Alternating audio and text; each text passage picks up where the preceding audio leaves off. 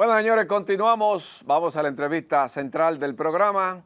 Nuestro invitado Pablo Ulloa es el defensor del pueblo. Está temprano con nosotros. Bienvenido, don Pablo. Gracias, Gilbert, Giselle y Cristian. Primero, reiterar la amistad y realmente sí llegué temprano porque me gusta darle seguimiento. Muchas gracias. O sea que tú le pones una pimienta. Sazoncito. Cristian es un poco más equilibrado y se le pone la belleza, Sí, pero también con el intelecto, que es lo importante. Claro, exactamente. Estoy aquí, al pie del cañón. Así es, así es. Bienvenido. Vamos Gracias. a refrescarle a la gente cuáles son los servicios que puede encontrar a través del Defensor del Pueblo. ¿Cuáles Sí, gestiones? Giselle, mira, nosotros hemos enfocado la gestión en un elemento que ha dado muchos resultados, que es el cumplimiento gubernamental.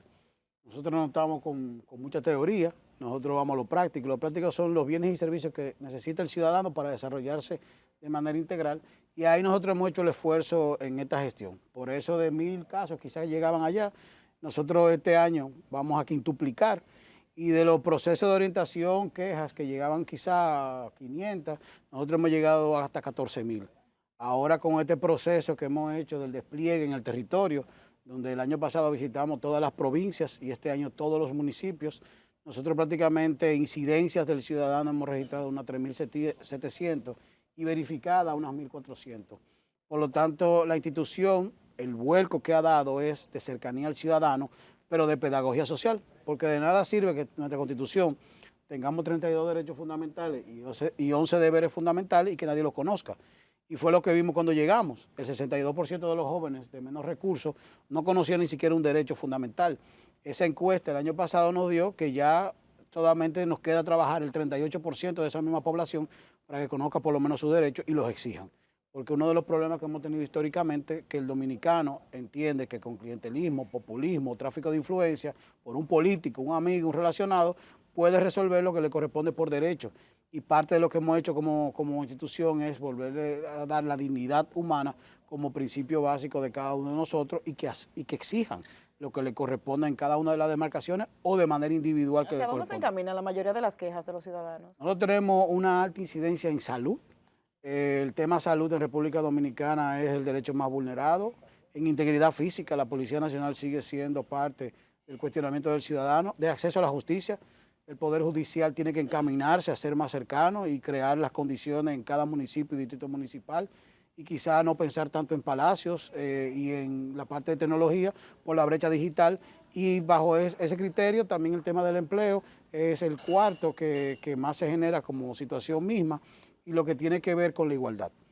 Porque todavía existe discriminación dentro del punto del microterritorio, no de la capital, que tiene unos esquemas distintos, o de Santiago, sino que nosotros vamos desglosando y el año próximo el objetivo es la extensión territorial, que eso va a implicar una casa de derecho en cada región del país, bajo una agenda del defensor de mudarse una semana a cada región del país, para ya pasar provincia, municipio, distrito municipal, paraje y barrio, y de esta manera, en estos 6 años, haber llegado a una institución que estaba en una oficina, en una plaza, a tener su propia sede y haber graneado todo el territorio nacional como un esfuerzo de pedagogía dentro del punto de vista de la Constitución. Cuando ustedes han hecho esos descensos, yo hablaba aquí del tema de la presencia del defensor del pueblo en el territorio. Cuando ustedes hacen esos descensos, ¿cuál es el hallazgo en esencia, más allá de esos estudios que han realizado? ¿Cómo se genera ese contacto directo con la población? Y si hay las condiciones para a veces lidiar con esa, que no se genere una crisis, digamos, de expectativa, porque la gente lleguen tantos casos que desborde quizás la capacidad del propio defensor del pueblo. Sí, por eso nosotros hemos hecho una clasificación. Un tema es un caso, que lo plantea en la Constitución, en su artículo 90, el 190 al 192, y la ley 1901. Esa parte la maneja la Secretaría General como un caso en sí y tiene una serie de características que el derecho administrativo y constitucional te lo da.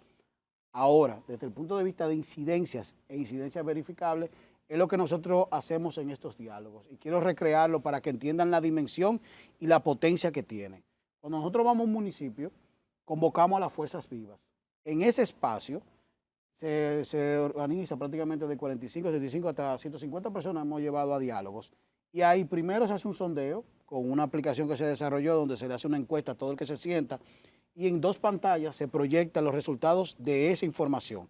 Derechos, servicios y al mismo tiempo soluciones que plantea la ciudadanía. Pero de igual manera, en un segundo momento, eso es cuantitativo. Cualitativo, se abre el micrófono y la persona puede pedir turno. Ahí no solamente están las fuerzas vivas. Nosotros nos garantizamos de que estén presentes los alcaldes y regidores. Porque en ese espacio se da una democracia participativa donde parte de las soluciones lo tienen justamente el gobierno local, que a veces el ciudadano no conoce qué está haciendo o el alcalde se ha despreocupado por un barrio, por un espacio y no entiende incluso que lo que le están dando de información no es verídica. Entonces, ese primer momento se da. En segundo, ese registro nosotros lo vamos a presentar en diciembre 10 como un informe nacional del Defensor del Pueblo sobre calidad y cobertura. Y eso va a implicar un índice compuesto, no solamente encuestas, no solamente los diálogos, sentencias del Tribunal Constitucional, los casos que llegan al Defensor del Pueblo, entre otros aspectos, para poder tener un informe robusto.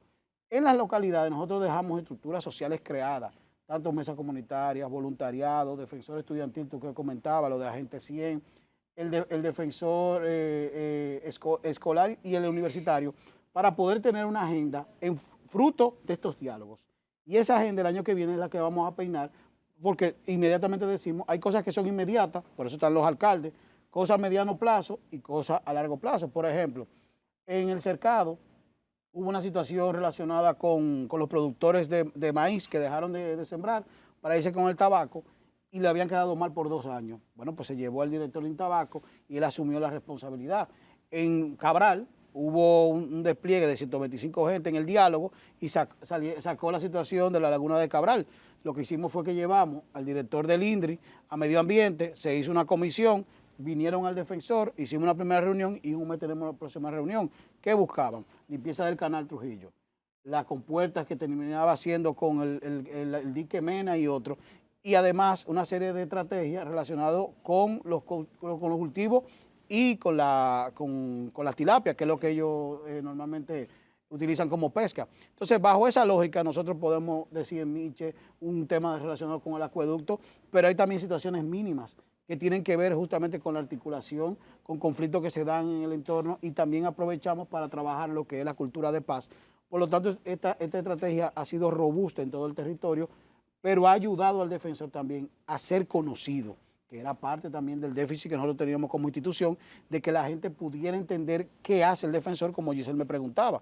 Entonces, estos espacios de una hora y 15, ayudan que en cada localidad nosotros podamos decir que hoy en día tenemos un registro social que nos permite articularnos y que ya la agenda del año que viene, con estas casas de los derechos que serán instaladas en 10 universidades, en 10 regiones, tengan una vida propia, con una agenda de trabajo sobre la base no solamente del derecho vulnerado, sino de cómo el ciudadano le propone a la autoridad resolver situaciones que a veces la autoridad lo quiere volver muy complejo, le quiere mentir, lo quiere engañar, cuando hay situaciones que se pueden resolver de manera inmediata. Don Pablo, la ley que lo crea a ustedes dice que ustedes tienen la facultad de intervenir ante un funcionario determinado que no esté cumpliendo con un servicio que no esté beneficiando a la población en un momento determinado. Por ejemplo, hay 2 temas que queremos escuchar la posición suya que afecta a la población. Por ejemplo, el tema de una posible eliminación de la cesantía y el tema de la indexación salarial, que ahora mismo es un tema de debate. ¿Qué piensa el defensor del pueblo con este tema? ¿Si va a intervenir o qué va a hacer? Mira, con la indexación yo he sido coherente de que nosotros tenemos que apegarnos a un ordenamiento legal que va más allá de la ley del 17. Yo quiero ser reiterativo. Nosotros tenemos una estrategia nacional de desarrollo que la hemos descuidado y nos hemos olvidado. Estamos casi llegando al 2030 ya. Que plantea sin cumplirla en sí mismo 3 pactos. Un pacto educativo, un pacto fiscal y un pacto eléctrico. Falta uno. El pacto fiscal, que yo veo bien que el debate se centre en República Dominicana a un nivel superior y que estemos dejando al lado el tipo de chabacanismo y de relajo desde el punto de vista de lo que es la política y nos sentemos en temas de Estado, en temas de políticas públicas que ayuden al ciudadano, pero también garanticen un desarrollo real, porque la política pública de mayor impacto es el empleo. Entonces, nosotros tenemos que llamar a un diálogo real para que se puedan discutir aspectos de la nueva Estrategia Nacional de Desarrollo, pero también compromisos de manera inmediata, porque ese diálogo fiscal tiene que ver también con la reforma del Estado, porque parte de la discusión es cómo vamos a tener un Estado que pueda servir al ciudadano donde la nómina crece sin ningún tipo de coherencia desde el punto de vista de la efectividad de la política pública. Yo te pongo un ejemplo. Estonia maneja 4.500 servicios en 8 ministerios. Entonces, ese es un debate que se tiene que dar en República Dominicana y que en su momento estuvo. La modernización del Estado implica una reforma, porque ahí hay recursos. Si tú puedes con objetales del gasto, identificar dónde hay una nómina mayor y poder llevarlo al plano desde el punto de vista no solamente de la indexación, sino de obras y servicios que se necesitan de manera local. Porque otro de los debates que nosotros tenemos es la centralización. Todo hay que resolverlo en la capital. Todo tiene que ser un ministro, un director general. Exacto. ¿Y para qué tenemos las autoridades locales? ¿Para qué existe un alcalde o una gobernadora? Cuando la gobernadora, ¿quién vale más? ¿El representante local del Ministerio de Obras Públicas o el DINAPA? La gobernadora termina siendo una ficha ahora mismo que no tiene el poder más allá del arraigo político. Por lo tanto, la indexación, que es el punto de principio, tiene que verse en una manera macro. Porque al fin y al cabo, la decisión no puede ser pensando en el 26. Tiene que ser sobre la base de qué vamos a hacer de manera coherente con esa República Dominicana, que nosotros se nos olvidó que en el 13 habíamos dicho que íbamos a tener una serie de indicadores que incluyen ese aspecto que está planteado en uno de los indicadores de resultados de la ley. En cuanto a la cesantía, yo siempre he dicho que el momento político no está para poder eliminar el auxilio de cesantía como está planteado. Ahora, siempre he dicho que otra inobservancia legal existe en la Ley de Seguridad Social, donde el artículo 50 de esa ley, que nosotros aprobamos en el 2001, plantea un seguro de desempleo. Entonces, nosotros como sociedad nos hemos... Que no se aplica. Que no se aplica, pero yo voy más lejos, Sí. si queremos ser más coherentes. La misma Ley de Seguridad Social, que debiera ser el marco de referencia para todo el sistema, porque implica un expediente único, que te permite identificar a cada uno de nosotros y independientemente de la movilidad, saber la comorbilidad que tenemos. 2, nosotros tenemos en esa misma ley 3 regímenes, el subsidiado, el contributivo y el contributivo subsidiado. Nosotros hemos eliminado el contributivo subsidiado, pero cuando tú hablas de interoperabilidad en el Estado, ese contributivo subsidiado es que te permite enfrentar la informalidad. Por lo tanto, en esos 2 elementos, tú tienes la reducción del evasor de impuestos. Ahí tú tienes también recursos para poder aplicar desde el punto de vista de indexación.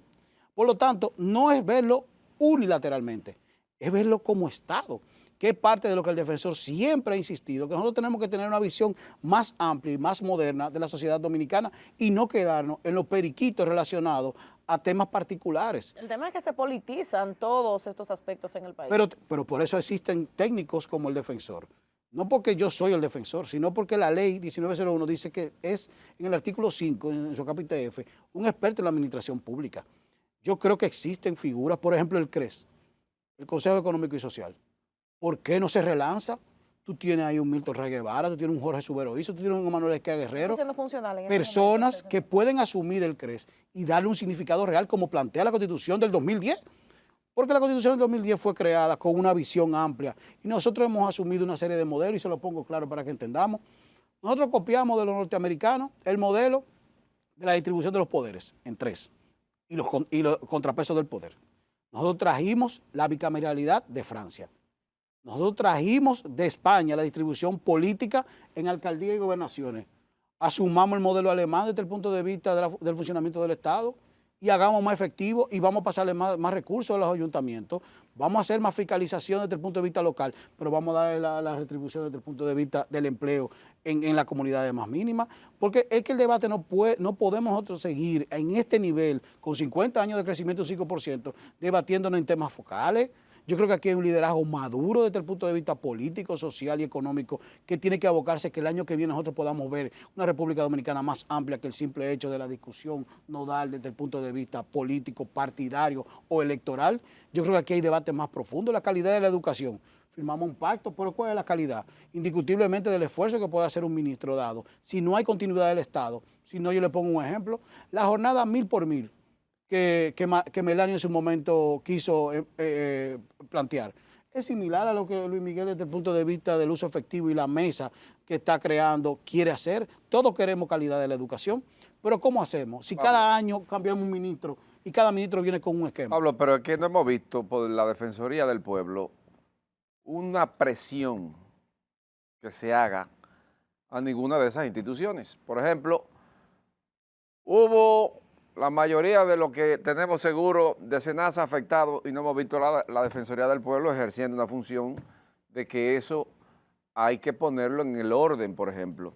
El tema de la cesantía no hemos visto a la Defensoría del Pueblo al frente del combate y también el tema de la indexación tampoco, que quien debió de sacar ese tema es la Defensoría del Pueblo porque es que defiende al pueblo.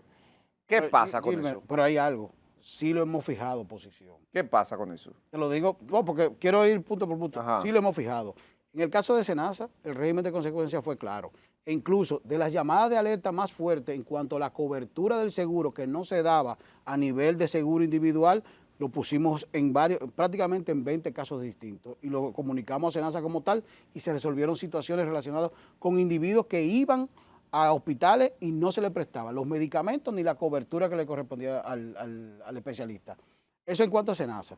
En cuanto a la indexación, siempre hemos hablado que debemos de convocar un diálogo que sea más amplio, fiscal, pero también de reforma del Estado, en cuanto a esos dos puntos que tú planteas. Y en la parte relacionada con el Código Laboral, incluso participamos en la comisión del Senado de la República, la comisión especial, relacionado justamente con... Es que ustedes tienen un poder que le da la ley y la Constitución, que no se ha aplicado todavía. Un poder sumamente fuerte que tienen ustedes, la Defensoría del Pueblo, que le dice la ley. Yo no he visto el primer administrador de la CDE que ustedes hayan pedido al presidente de la República que hay que destituirlo por incumplimiento, que la ley lo dice, y ustedes pueden hacerlo. Siempre y cuando sea un acto... No se ha visto eso, ¿eh? Por ejemplo, el primer director de correo, nosotros le marchamos por la cancelación de 45 empleados de carrera, se le pagaron 92 Pero el de la CDE yo quiero que uno de ustedes, uno de los tres, que no están cumpliendo ninguno, Tú dices de la Defensoría, sede. Tú dices de la sede. de la sede, que la Defensoría del Pueblo solicite su destitución, porque la ley lo dice. Pero, por ejemplo, el caso es real. Fíjate que con el tema de los medidores, se dio una situación que luego Celso Barrancini asumió hace 2 meses que se iba a someter a una persona. Porque también hay que tener los límites desde el punto de vista institucional. Ese caso que fue el que planteó don Celso, era un caso que se le había dado seguimiento relacionado con los medidores. Lo que pasa es que nosotros no podemos sobrepasar las funciones porque también llega ahí el tema del derecho administrativo y el derecho constitucional. En los casos particulares, fíjate que uno por uno lo he ido planteando, porque sí, por escrito incluso lo hemos hecho y hemos fijado posición a lo interno y en la opinión pública relacionado hasta con comunicados que se han hecho desde el punto de vista de la prensa o en Twitter como tal. Con el tema de la reforma policial y de lo que usted señalaba hace unos minutos, que todavía siguen quejas de maltratos de la Policía Nacional hacia ciudadanos, ¿qué entiende usted que es lo que ha pasado? Porque ya transcurrido mucho tiempo y mucha inversión de recursos y no vemos avances en la reforma policial. Mira, un elemento y lo planteo porque pasó en Santiago, en el intercambio de disparos, que fue justamente una operación criminal con elementos del crimen organizado. Nosotros no solamente hicimos la inspección, sino que sometimos una solicitud al jefe de la policía relacionado a lo que pasó en el elemento, pero de ahí pasa al Ministerio Público. Pasó cuando murió el joven aquel en Ocoa, que fue en un destacamento, pasó en Naco, cuando el caso de David, que era un tema de una enfermedad mental, y pasó en Santiago anteriormente cuando un oficial asesinó a un ciudadano en el destacamento. En cada uno de los casos nosotros hacemos el informe, y ese informe justamente es que hace la presión para que la parte interna de la policía genere la investigación y luego el Ministerio Público accione, porque nosotros tenemos que verlo desde el punto de vista real. Ahora, desde el punto de vista de la reforma, uno de los elementos ha sido el tema de cómo tú auditas la operación del policía. Si tú no tienes tecnología, un GPS en una unidad, estamos hablando de motores la gran mayoría, porque nosotros hablamos de camionetas y de carros en la capital, pero en los pueblos se manejan en motores. Sí. Y motores saltamontes, que son los que... Si ese motor no tiene una ruta o se desvía una ruta, y ese policía puede estar confabulado con el crimen organizado. Segundo, si ese policía no tiene bodycam o si lo tiene y lo apaga, ¿cómo tú auditas la operación? Desde el punto de vista de las unidades patrulla, en todas partes del mundo, cuando tú enciendes la luz, tú enciendes una cámara 360. Si tú no la tienes, ¿cómo tú auditas? Entonces, ese nivel de poca fiscalización a las operaciones de la policía, y ni hablemos de los destacamentos, son 712 a nivel nacional, Y yo quiero que ustedes vean las Desorden. condiciones de la gran mayoría de los destacamentos, independientemente de que se puedan decir de muchos. Por ejemplo, yo estaba en Las Charcas y hay un local nuevo, pero nada más tiene 2 policías. En Asua. En Las Charcas de Asua. Ajá. Entonces, con un local Un nuevo, destacamento nuevo y muy 2 bonito, policías. con Y- 2 policías. Y 2 policías. Entonces, ¿qué te exige la ciudadanía? Auméntame la cantidad de policías para yo poder tener la tranquilidad y la seguridad. Porque si no, lo que te están diciendo es que tengo un punto de droga, roban de manera descontrolada. Entonces, si tú no tienes infraestructura, que esa infraestructura sea funcional, porque esa es otra. Tú hablas, bueno, tengo una infraestructura sin internet y tengo un libro récord. ¿Qué es un libro récord? Ustedes todos han tenido que ver con barrios. Cuando tú apuntas un libro récord, tú puedes tacharlo luego. No es lo mismo que hacer un sistema, que tú lo mandes a la sede central, porque parte de la trazabilidad, y eso es importante que se vea, junto con la tecnología que me va a permitir saber si ese oficial asumió, si ese componente de la unidad fue responsable o no. Pero entonces, ¿de dónde salen las estadísticas de que ha bajado la criminalidad, la delincuencia? Lo que pasa es que muertes, tú por tienes... si no hay un registro. No, tú tienes un registro que sale en los hospitales, porque si tú tienes riña, te llega una persona con algún tipo de riña. Si tú tienes homicidio, te llega homicidio. Pero es la operatividad, porque tú puedes mandar un contingente militar a San Cristóbal, lo baja 2 o 3 semanas, pero dentro del punto de vista de la operatividad, el crimen también muta. Pablo. Y eso es parte, y dame un minutico, Cristian, y eso es parte de la crítica del defensor en cuanto a las cárceles. Porque si las cárceles son parte del crimen organizado, tú no tienes seguridad efectiva. Tú tienes focos específicamente donde el crimen se va a ir moviendo sobre sus intereses. ¿Por qué tenemos San Francisco? ¿Por qué tenemos Santiago? ¿Y por qué tenemos San Cristóbal como los focos de atención? Ahí es justamente lo que se da dentro de las cárceles, donde tú configuras que en el Cibao, Nino como Mezcla y la Jota, pueden tener operando los puntos de droga. Pablo. Pero si las cárceles tienen un individuo, perdóname, Cristian, que llega por 3 meses y sale a 6 meses porque el Poder Judicial, el juez de ejecución de la pena o la medida de coerción se la dejó pasar, ese individuo que fue por un robo simple termina siendo parte de un componente que puede ser luego un vendedor de droga, un asesino a sueldo, porque ya él entendió que dentro de la cárcel tiene componentes que lo van a proteger y fuera puede operar más libremente. Y perdóname. Cristian. 2 cosas que están, digamos, en el Congreso hay un proyecto ahora que fortalece, digamos, o busca fortalecer el Tribunal Constitucional en varios aspectos. Tú vienes del Tribunal Constitucional en términos de servicio público. Y ahí se plantea, entre otras cosas, una unidad ejecutora de sentencias, porque muchas de esas sentencias del tribunal quedan muy bien plasmadas, pero en un documento, no llegan a ejecutarse. ¿Cómo el defensor del pueblo puede interactuar con ese rol de hacer cumplir lo que ya el Tribunal Constitucional dicta en relación a cualquier tema? Y lo otro es el tema de la inclusión, la inmersión del narcotráfico en política. ¿Cómo ve esto puede afectar el tema mismo de la democracia en la República Dominicana desde la óptica tuya? Mira, lo primero es que me encanta el tema del constitucional porque uno de los elementos que yo dejé planteado y luego se configuró fue una unidad de seguimiento de sentencias que pertenecía a la Secretaría General de la institución y ese es el proyecto de ley que planteó el senador del distrito. Que la ley que crea el tribunal lo plantea en la 137. Sí, la 137, porque Lo en plantea. este caso lo quiero hablar de primera persona. A mí me tocó hacer el organigrama Sí. y los manuales de funcionamiento, tanto el jurisdiccional como el administrativo. Dentro del jurisdiccional, una de las creaciones posterior a los 4 meses, incluso se vio el modelo peruano para eso, y lo invito a que también lo puedan buscar. Tanto el peruano como el colombiano te permitía darle a la unidad de seguimiento de sentencia un carácter. El constitucional pasado generó una resolución que era del 2021, la 03, que le permite al defensor incidir, pero para eso los casos tienen que llegar. ¿Qué hizo el defensor? No se quedó estático, como Gilbert al principio decía, sino que buscó esas 92 sentencias que el magistrado presidente de ese entonces... La hizo llegar. Que él dijo. Mandó un delivery. Nosotros salimos a buscar y esos casos nosotros operamos prácticamente en 12. Hay unos casos, y es importante que se sepan, que hablan de reingresos militares y policiales. Ahí es que está el lío. Esos reingresos militares y policiales, muy probablemente se dio un proceso indebido dentro de las unidades en que operaban esos oficiales o componentes y fueron excluidos por situaciones de drogas u otros temas. Okay. Por lo tanto, eso cae dentro de la esfera de la seguridad nacional. El defensor sí ha incidido en lo que tiene que ver con tierras, lo que tiene que ver con pensiones, lo que tiene que ver con restituir personas que fueron de alguna manera u otra desvinculadas de manera irregular o violentándole sus derechos, porque también hay que ser respetuoso de los roles, que es lo que yo te decía ahorita. O sea, nosotros podemos fijar posiciones y lo hemos hecho por escrito y de manera profunda, pero hay debates ya que le corresponde a otras instancias. Por ejemplo, el Congreso de la República está justamente para legislar. Nosotros opinamos de manera técnica. En cuanto a la parte del narcotráfico, mira, el artículo 114 de nuestra Constitución plantea el rol de los partidos y el soporte que implican los partidos para nuestra democracia, porque es el único vía hasta ahora, salvo que mañana se apruebe la ley de candidaturas independientes, que tiene nuestra Constitución para poder plantear las soluciones a los males. Ahora, dentro de los partidos se han dado 3 categorías siempre: dirigente, miembro y simpatizante. Uno de los aspectos que nosotros tenemos que pedir a los partidos políticos que sean más rígidos es que sus candidaturas solamente recaigan en dirigentes y quizás algunas en miembros. Porque cuando un simpatizante te llega sin ningún tipo de arraigo, salvo el dinero.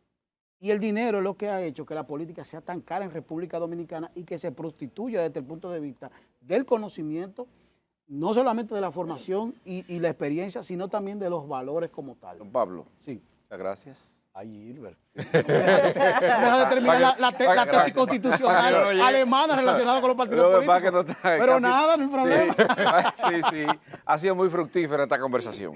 Gracias por estar aquí Iba con a desarrollar nosotros. una tesis que fue la Sí. jurisdicción constitucional al respecto, pero estoy aquí a sus órdenes y muchísimas gracias. Bueno, Espero que a Gilbert le haya respondido algunos aspectos que se quedaba pendientes. A Gisela y a Cristian, gracias. Bueno, muchísimas gracias. Don Pablo Ulloa, defensor del pueblo, ustedes escucharon ya esta conversación. Mantenga la sintonía con la programación de Telecentro. Mañana volvemos. Nos despierte RD.